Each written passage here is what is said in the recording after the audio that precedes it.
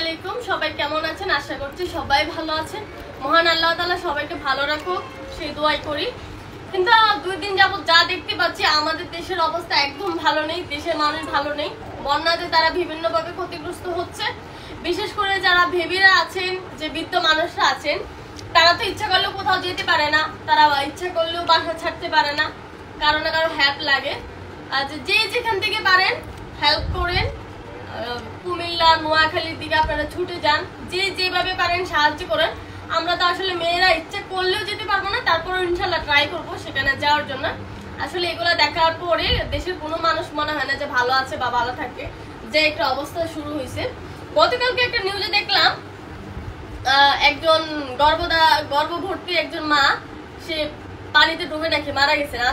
আসলে এই নিউজটা দেখার পর আসলে কারো মন মানসিকতা ভালো থাকে না, কি যে পরিমাণ কষ্ট পাইছি এটা একমাত্র আল্লাহ তাআলা ভালো জানেন।